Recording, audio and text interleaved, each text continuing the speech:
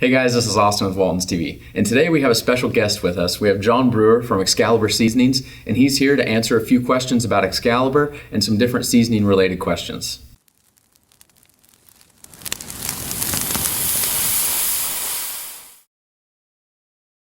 So on a related note, what about a private label seasoning? Kind of like custom blend, but how does Excalibur handle private labeling? I'll answer that, and this may be a long-winded answer because there's a process to it.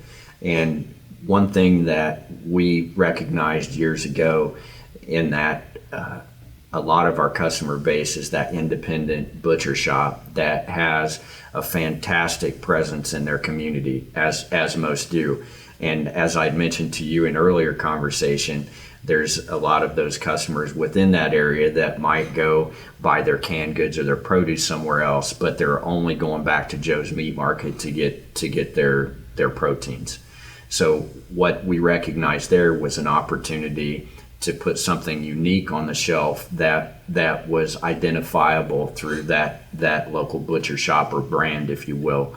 And what no one else was doing at the time was offering a private label program because of the minimums. So what that did was it excluded the what I'll call the little guy from being able to promote his brand outside of what he was selling out of his meat case. So what we've done there is taken that well-recognized brand and put it on a bottle for that customer so that they in turn can put it out on their shelf, be it a seasoning shaker or a sauce, and that brand is identifiable and resonates with that customer that's coming in the door, and it's an additional ring. And when we first started doing it, or thinking about doing it, we have a graphic designer that's worked with us for a number of years that's helped us with our advertising and our marketing pieces.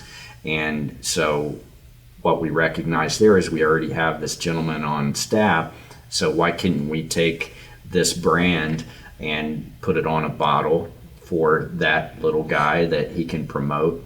So now what we do is just that. It's a custom labeled product that's specific to that customer, and everybody has a unique story that, maybe grandpa started this business back in the 30s or anything in between that can be unique to a product or a place, but everyone has a story. So what we're able to do is take that customer story to a certain degree, put it on the bottle, so again it resonates with that customer and they feel good about buying it because it's recognized through Joe's Butcher Shop and a quality product, and our minimums are such that it doesn't require a truckload to be able to put that private label on the product for the customer.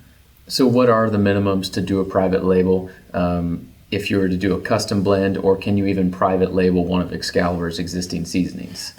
Most of our customers are taking our existing seasoning blends and then in turn are putting their own brand to it. And in most circumstances, and we even suggest that maybe you romance the name a little bit, change the name altogether, maybe call out an ingredient, but rather call it something different than what an Excalibur name would be, and in turn something that's unique to that retailer. If that customer chooses to purchase one of our blends, there really is no minimum as far as the 100-pound minimum that would fall into a custom blend. Okay. That said, if it's one of the customer's own blends that they want to promote, then that 100-pound minimum on the dry side would fall into play, and the 150-gallon on the wet then in turn comes into play. But again, if it's one of our items that they want to rename themselves, then no minimums would apply. So that pretty much makes it possible for about any butcher shop or meat market out there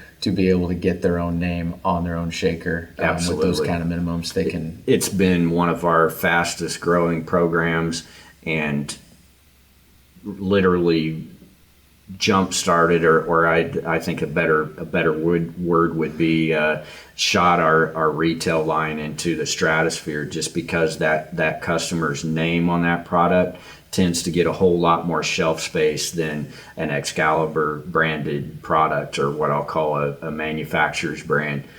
In other words, that customer is really proud of their name in most circumstances. And as I've mentioned earlier, that customer that's in that area recognizes that brand and they're going to pick it up.